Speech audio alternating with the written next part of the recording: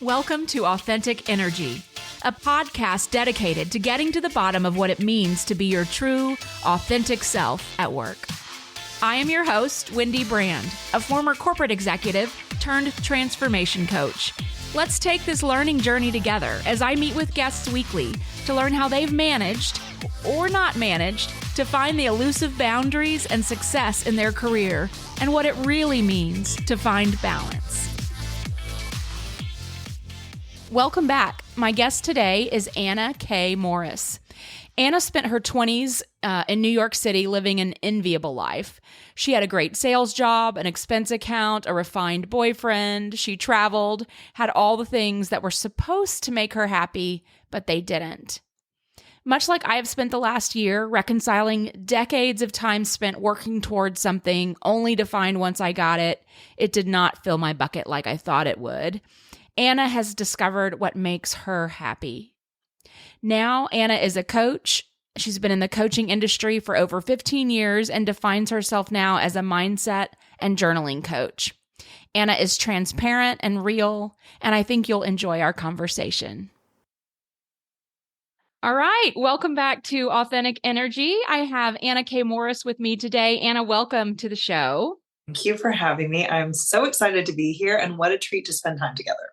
Thank you, Anna. I'm so excited to have you and so excited for this conversation. So let's start by you telling the audience a little bit about yourself, your career, kind of where you started and where you are today. Yeah. So I started like I see so many people where you're like, I don't really know what I want to do. I went to SMU, studied communications after realizing like, I don't actually want to be a lawyer. My dad might want to be a lawyer, but I don't. And then I landed in the very blurry world of communications, right? It's like, what is it that you do with that? And then on top of that, I moved to New York City. I landed into pharmaceutical sales. And so the bulk of my corporate career, about 10 plus years, was in pharmaceutical sales, working in Japanese medical device sales, pharmaceutical sales, always in the New York area, until eventually it just wasn't in alignment with me anymore. But that was a long time and not so bumpy path, but I did a business on the side of my pharmaceutical job. So it kind of segued out. I'm always careful with people to say like, I didn't just pull the ripcord, guys. Like right. It took 4 years. It took like moving apartments, paying down credit card debt, like all the things to like be ready. Yeah. And so many of my colleagues, that was a great fit for them. And they're still there. But for the last 15 years, I've been a mindset and journaling coach and really didn't embrace that until COVID. And my husband and I have a design build company. I had been in the coaching world for a really, really long time, but I'd never really made it my business. And so then now I have, and I cannot believe how much joy it brings and how much people need it more than I realized. You forget that some stuff that could help people until you're like, oh, that helped, that helped. Oh, okay. Well, maybe I'm onto something here. And so, we spoke before the show, but where I intersect is like intuition and integrity. And that's like where coaching, I think, gets so exciting and where it's distinct from therapy. Right. Right. And so has your definition of success changed from when you were kind of in the throes of the pharmaceutical sales to where you are today? And what was that and what is it today? Well, success at the time, I should qualify it because I think that it also changes given age and life experience. Right. Yes. So success at the time, I, was in my early 20s when I started into pharmaceutical sales, and I went until my early 30s. Success for my early 20s and most of all my 20s probably was like being on my own, being independent, making enough money where I could really do what I wanted and live in a very expensive city and feel like, I could enjoy my life. Yes. Success now, yes, like money is really fun. Don't get me wrong. But I don't believe like I used to that like hard work is the definition of success because then it means more money. I also don't believe that working a lot makes you a lot of money. Yeah. And that's a shift that I've had only recently. And I'm really still kind of working on it. But because of my intuition, I just keep questioning, am I like the belief of you have to work hard to make money? Yes.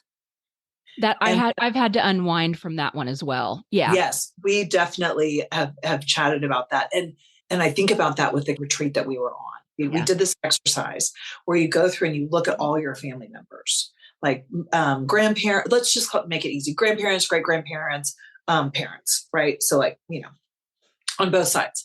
And you write down the positive qualities and the negative qualities of them. And then you look specifically at the women. And for the women, for me, it was all the number one thing that I had on every single list of the four was hard worker. Mm-hmm. And then I had to really untangle, like, what is a hard worker for me? And it wasn't so much the hours that they put in. It actually was that they had integrity to their word.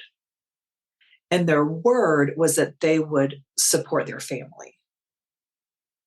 Oh, wow. Yeah. And so that, what I even realized it when I was journaling this morning, because as you know, I am a journaling Yeah. coach and I've been doing it 15 years. And I'm like, yeah, every day. Like, it's Yeah. not like just in my program, like it's every day. And what I realized, because in my coaching business, I've decided that I'm going to make 7 figures this year. I've never even made 6 figures. I have zero evidence that this is possible, except I thought at one point, I was like, oh, it's about the money. And then I'm like, that doesn't actually get me that excited. It was like, oh, it's about the difference that I'll make. And yeah, there's part of that. But when I was journaling this morning, I'm like, is that all? Mm. And what I discovered is it's actually about my integrity. It's about me keeping my word. That my coaching business makes 7 figures. It impacts a massive amount of people and supports my family. And the only part that gets me, I mean, the biggest part that gets me excited is knowing that I did it, is knowing that I kept my word. And so you touch on a great point, because I think really it starts with your values. And so if you go all the way back to really what are your beliefs, which is what you're talking about, and your values, I'm curious if one of your values is integrity. I mean, like if you had to say, what are your top 3 values? I don't actually know that I have another one. Okay. And this is great, because I think this is something that people get real confused about. Integrity is not morality. Integrity is you say X and you do X. And when people can count on you to say X and do X, you just have a life that works. Yeah.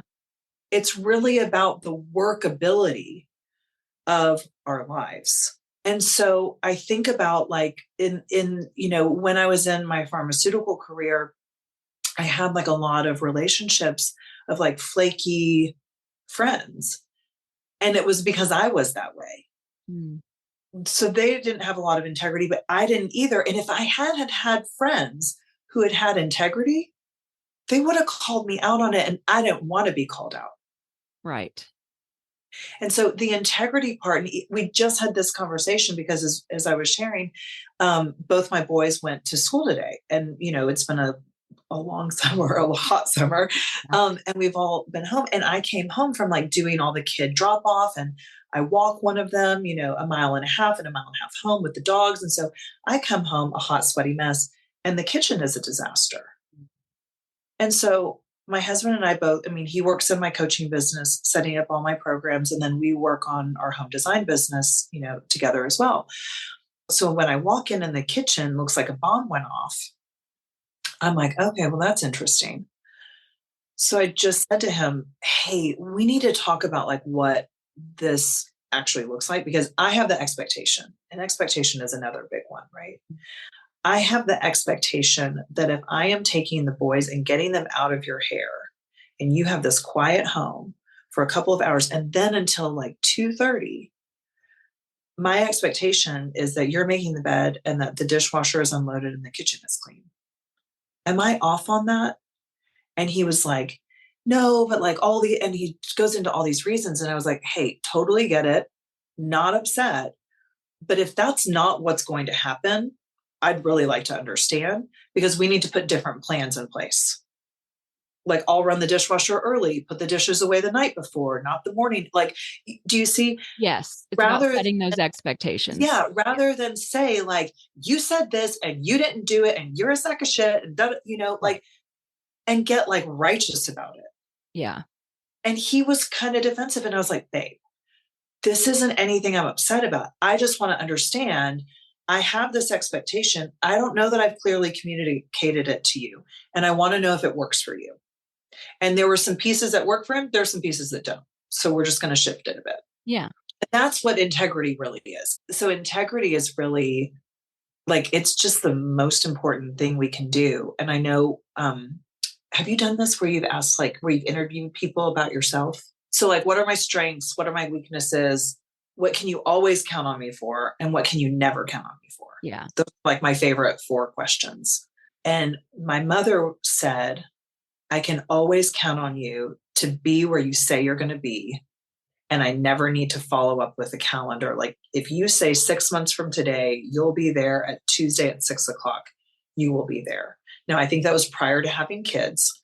However, I do remember that she said it. And so just being able to be that person. Yeah. It's obvious that that's so important to you. And I think a lot of times people don't realize how important it is to them.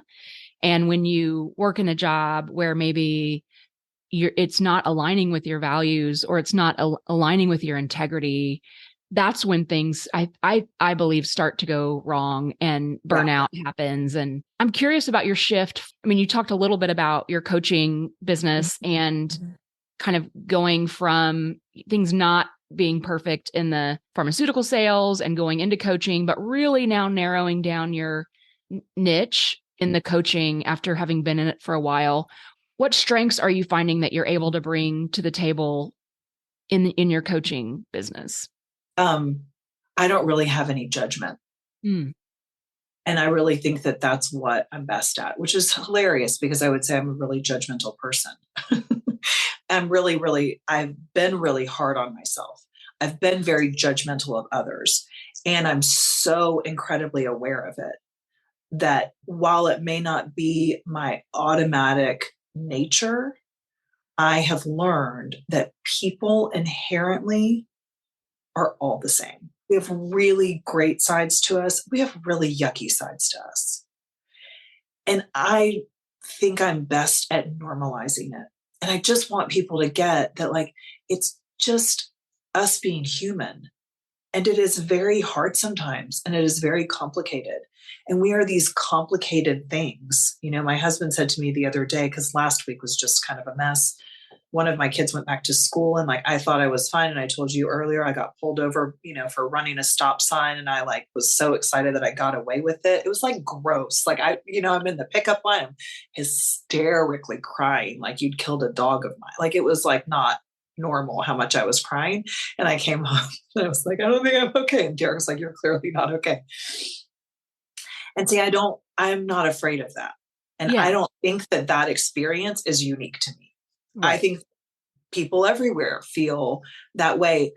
I just, I was so unhappy for so long when I was in my corporate career. I was so out of alignment to the point where when I would get a new job or a promotion or make a lot of money or whatever, I would break out in full body hives.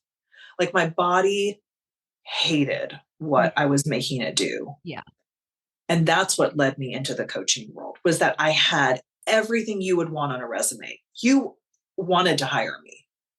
They tried to get me into management. I'm like, never, because this is not what I'm supposed to be doing. But I really didn't know another way. And I really loved the money.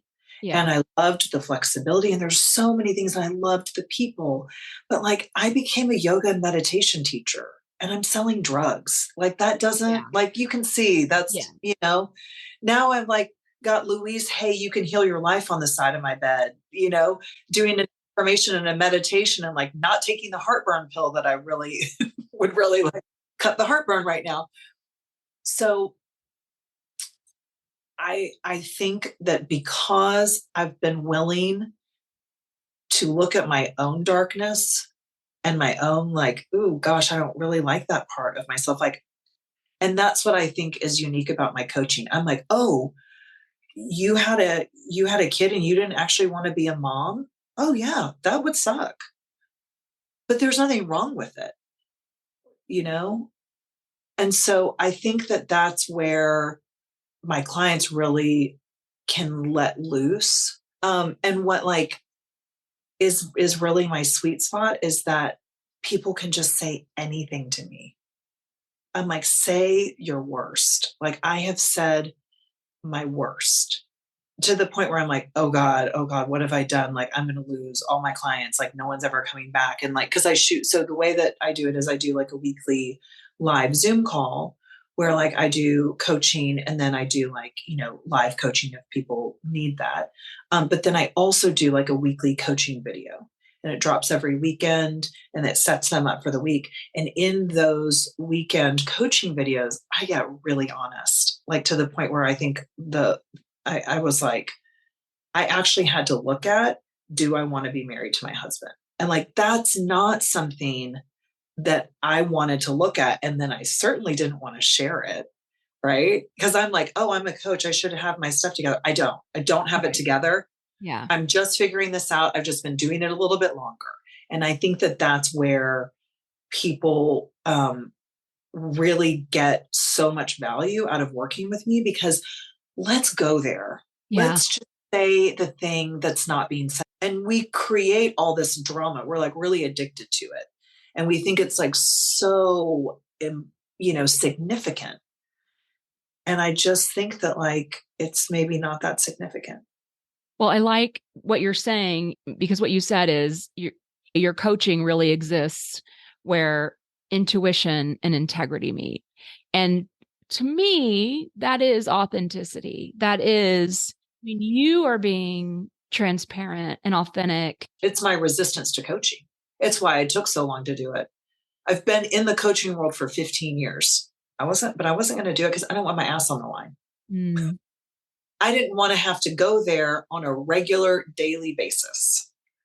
And it wasn't until I was willing to that then it was kind of lights out. Because I knew if I did it, I wouldn't like coach on a certain topic. Like, because I believe I coach from the inside out.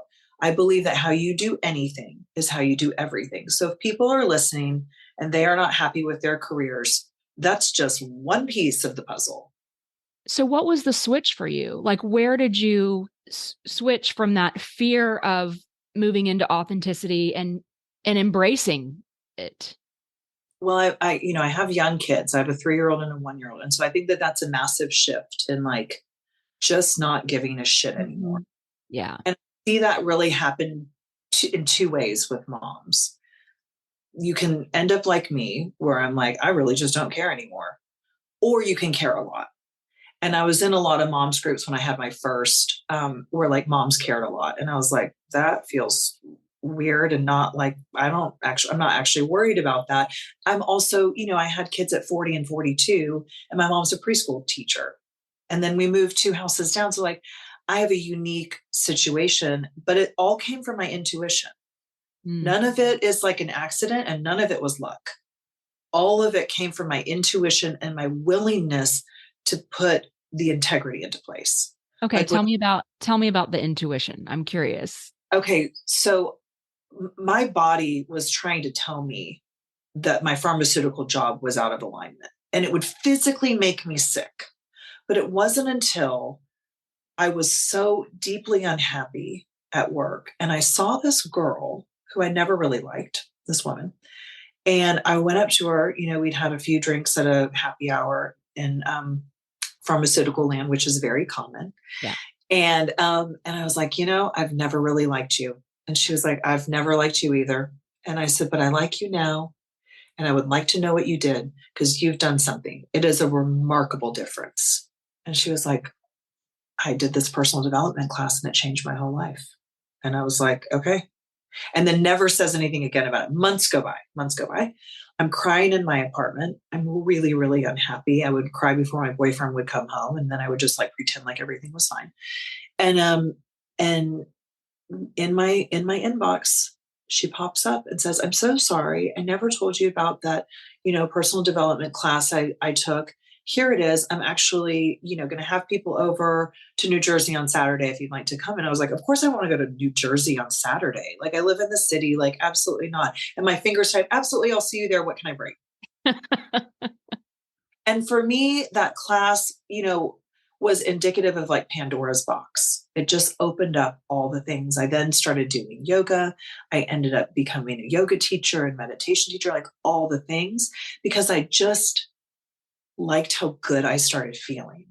And Yeah. so I think, so when you ask what the switch is, this is always the switch.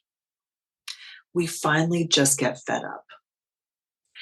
I'm even concerned that I was like, oh my God, I can't believe I said on a podcast that I'm going to make 7 figures as a coach. People are going to be like, who does she think she is? You want to know who I am? Somebody that can do that. Yeah. Like, yeah. I learned how to ride a bike in 1 day with no training wheels. I'm that. Yeah. I don't like go from like here to here. I'm like here to here, because what I know is that I've been preparing for it for 15 years. Right. I think that that's the part that we also forget, is that everything we've been doing has actually prepared us for the thing that like may look like you do it overnight. Right. Yes. And even with your career, so I also, this is a good one for your listeners. When I got together with my husband, very unlikely that I would have a healthy relationship. Really had never had one. And he's just delightful. Like, he's just the greatest guy. You've met him. I've met him. And I remember he said to me on our first date, and we were like quick, like he was in love with me on our 3rd date. I moved in with him a month later. It was like that. So he said, yeah, I really love my job. And I was like, he was an accountant in oil and gas. And I was like, oh, that's so funny. I don't think that's true at all. Like, first time I ever met him, no basis for it. I just had an intuition, gut instinct on it. I was like, he really likes I think he likes the money. He obviously likes the like status, and he likes the culture. But then a big company, Schlumberger, bought his company. And the minute that corporate culture changed and it became not so much of a family and more of a corporation, his days were numbered. And then he left his career, not just his job, he left his career. He was like a CFO in the making, and traveled around the world with me for 3 years. So that really took, and I think that that's something that is so frequently not talked about, is like, we have to remember that like we are not our jobs. Like, they're not our actual identity. And that took something for him. That took years of him like working with a life coach and kind of unraveling that whole identity. So I want to hear more about your coaching program. I know you've got a 12-week program coming up. Tell us a little bit about that. Yeah. So I had a coach work with me. I think the agreement originally was 6 months. And she was like, I want you to journal 3 pages every morning for the entire 6 months, first thing in the morning. Preferably don't even get out of bed. And I was like, okay, I hate journaling. Like, this is hilarious that I didn't even want to call myself a journaling coach, because I was like, because I don't like journaling. And Derek was like, he's like, you journal every day and you have for 15 years. I was like, I know, I should probably embrace it. And what was so great is that then it just started me down this rabbit hole of every single day, I make my first deposit with myself, but more than anything with the universe. Now, if you are a religious person, that would be God or Jesus or whatever. I had a whole negative relationship around religion. So that wouldn't have worked for me. Had she led with that, it wouldn't have worked. Right. But what kept happening as I would journal, and that's why it's long, it's 3 pages, is that my intuition and the universe started to get louder. And then I started to see all of the different tools. And that's why I now coach my own 12-week program. And I always start my classes with like a little breath work, yoga, and meditation, just to transition people into the conversation. So it's not quite so jarring. And so I teach journaling. Obviously, there's a huge component of decluttering. Mostly our lives don't work because we just have too much confusion. And it can help to just start clearing the stuff away. We do a social media detox. and preferably television and anything red, because people have a hard time understanding what I'm talking about, their little voice, because it's mostly masked with so many other voices. Yes.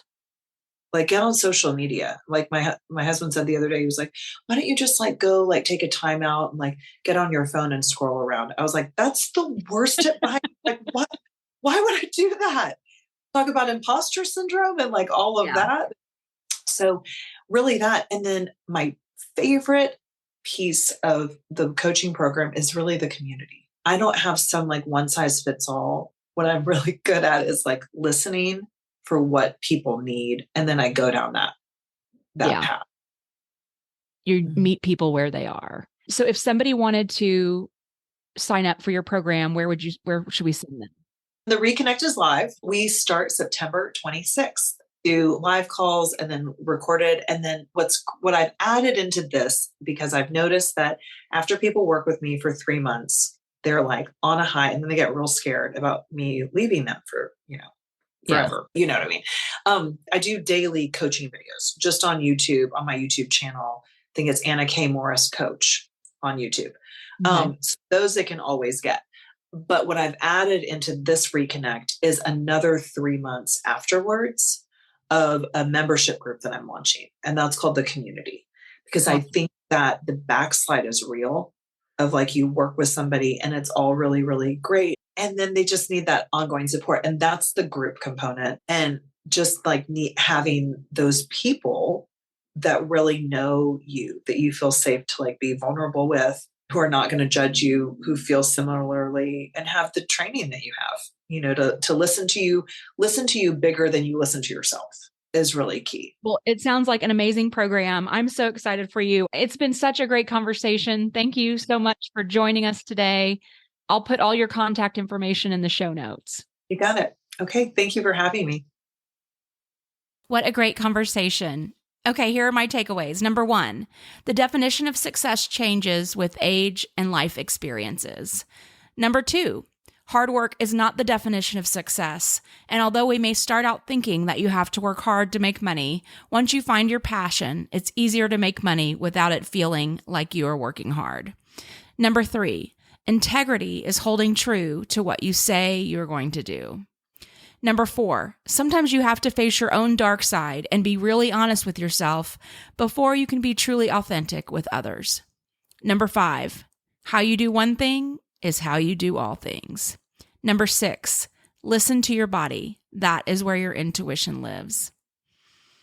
Thank you so much for listening. I hope you enjoyed this episode.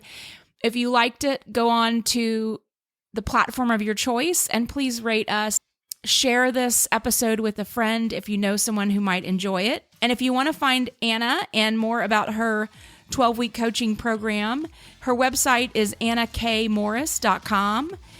And you can find the Reconnect coaching program at annakmorris.com/reconnect. She's on YouTube as Anna K. Morris Coach. She's on Instagram. She's on Facebook. Look her up. Thank you guys so much for listening. Have a great week.